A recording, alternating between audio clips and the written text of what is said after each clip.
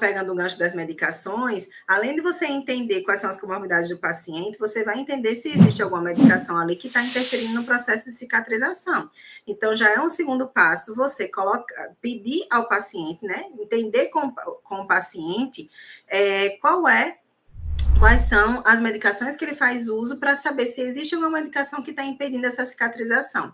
Como eu falei, não lembro se eu falei na live de terça ou na de quinta, acho que foi na de quinta, dos corticoides, tá? Que os corticoides, eles impedem muito a cicatrização, eles baixam muito a imunidade do paciente, eles aumentam o risco de infecção ali daquela ferida. Então, a gente tem um processo muito travado quando o paciente faz uso de corticoide, e é nítido, tá? Quando o paciente faz uso do corticoide, quando suspende o uso do corticoide.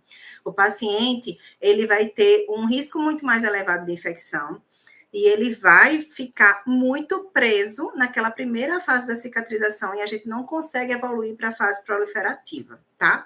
Então, a gente precisa entender quais são as medicações que o paciente faz uso. Quando faz uso, por exemplo, do AS, né? Que ele é um anticoagulante, já acende o alerta da gente quando a gente precisa fazer um desbridamento, por exemplo, na residência do paciente. Então, se eu vou precisar fazer um desbridamento instrumental com a lâmina lá na casa do paciente, eu vou entender neste momento que eu vou precisar ter muita cautela, porque o paciente ele faz uso de um anticoagulante e eu posso ter um sangramento descontrolado ali. Então, eu vou precisar entender até onde eu posso ir com essa lâmina, né? Porque às vezes o paciente faz uso do anticoagulante, sangra um pouquinho mais do que os outros, mas você consegue controlar, tá? E não vai lhe impedir de fazer esse desbridamento. Mas esse manejo, você vai precisar entender e ter experiência para poder fazer esses desbridamentos, tá?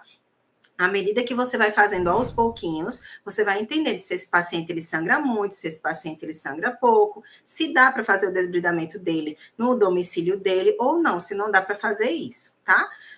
Vocês vão conseguir fazer de acordo com a sua experiência, de acordo com o que você for fazendo e de acordo com cada paciente também. Porque tem paciente que faz uso do anticoagulante e nem sangra tanto, e tem paciente que faz, às vezes até numa dosagem menor e já sangra muito mais, tá? Então, isso vai depender de paciente para paciente, e esse cuidado que você vai ter a mais quando desbridar um paciente desse, vai vir através dessa anamnese, de você entender quais são as medicações que esse paciente faz uso, tá?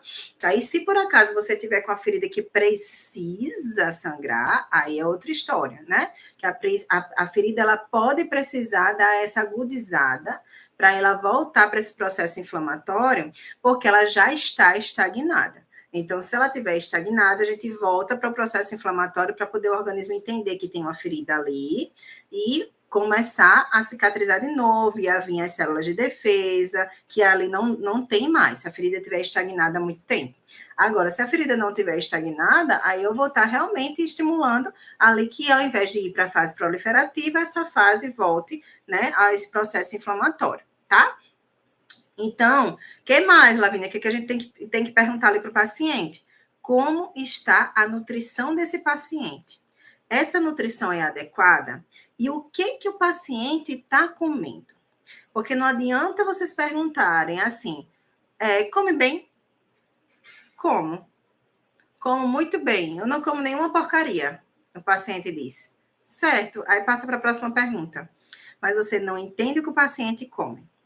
Muitas vezes, minha gente, o paciente diabético, sabe o que ele faz? Ele diz, não, eu não como nada com doce, nada com açúcar, né? É tudo normal, ou então com adoçante, e nada com açúcar eu faço uso, né? O paciente diabético, a primeira coisa que ele diz é isso. Já perceberam? Quando a gente pergunta o que ele come, aí a primeira coisa que ele diz é isso, não como nada com açúcar. Aí a gente vai e pega o paciente desse, né, que não come nada com açúcar, e aí a gente pergunta, o que é que come de manhã? Aí ele vai dizer assim, não, eu como uma macaxeira, um cuscuz, né, com a carne, com o frango. Aí eu digo, tia, peraí, já tem um monte de carboidrato aí, porque não come açúcar, mas os carboidratos viram açúcar no sangue, né? Aí eu como 3 pães de manhã. Não, só são 3 pães. Não como e o cafezinho é sem açúcar. Aí eu disse, tá bom, eu como 3 pães e o cafezinho é sem açúcar. Aí depois, não, eu como Aí quando chega na hora do almoço, come o quê? Aí ela faz assim, não, normal, arroz, feijão, carne, macarrão, né? É tudo assim, normal. Aí eu disse, certo, é normal. Primeiro que já tem um monte de carboidrato e pouca proteína, né? Mas qual é a quantidade? Não, assim, a quantidade é porque, assim, eu tenho muita fome, né? Eu tenho um paciente diabético que diz assim, eu tenho muita fome, mas a quantidade é normal. Eu disse, qual é a quantidade normal para o senhor? Aí ele faz, não, assim, né, o prato. Aí a mulher chega e diz, senhor, esse prato dele é aquele prato gigante, é uma montanha, bem assim. O prato parece que é uma torre, o prato dele. Aí eu digo, meu Deus do céu, quanta comida. E aí, quanto mais carboidrato o paciente ingere, mais a glicemia dele se eleva. Entendem? E aí o paciente acha que só cortando o açúcar, ele tá tudo bem com a alimentação dele, né? Tudo bem, maravilhosa. E aí a gente precisa orientar o paciente nutricionalmente, entender se ele já faz uso de alguma suplementação, como é que é a alimentação dele, tá? Isso é uma parte da anamnese extremamente importante, quiçá a mais importante. Eu não consigo realmente destrinchar quais são as partes assim, tem uma parte mais importante do que a outra. Não. Todas as partes são importantes que eu estou falando aqui, minha gente, mas a parte nutricional vai fazer uma diferença gigantesca na glicemia desse paciente, tá? Principalmente no paciente diabético. Todos os pacientes com feridas, eles precisam entender que a nutrição, ela está ali para a ferida, né, para a cicatrização, de uma maneira excepcional. Do paciente que é bem nutrido, se alimenta bem, que é bem suplementado, ele tem uma resposta de resolução dessa ferida muito melhor, né, do que o paciente que não é. Esse já é um ponto, tá?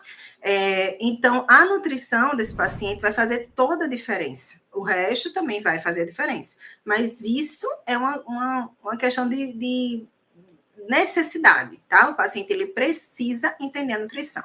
E muitas vezes, minha gente, a gente olha para a ferida do paciente, vai avaliar a ferida e a gente fica matutando aqui, que cobertura eu vou colocar, que cobertura eu vou colocar, qual é o plano de tratamento que eu vou fazer. E a gente esquece de perguntar ao paciente sobre a nutrição dele, esquece de olhar a nutrição do paciente. Aí termina que vai avançando a cicatrização, vai avançando, e aí quando você olha, estagnou essa ferida. E aí você diz, meu Deus, e agora o que é que eu faço? Já coloquei de tudo, né? Já estou aqui pensando, já estou aqui pesquisando mais coberturas que existem aí no mercado, novas, e eu não sei o que é que eu faço com essa ferida mais. E aí, quando a gente ajusta a nutrição do paciente, minha gente, a situação vira assim, ó, de uma maneira excepcional, é uma coisa assim, sem igual, tá? É uma coisa que a gente parece milagre, né? Parece aquele receita de bolo, sabe? Parece milagre. E a gente fica ali, ó, matutando, pensando na cobertura e quando vê a cicatrização acontece por conta da nutrição. Às vezes você usa a mesma cobertura e bota um suplemento no paciente. Pronto. E já resolve, tá?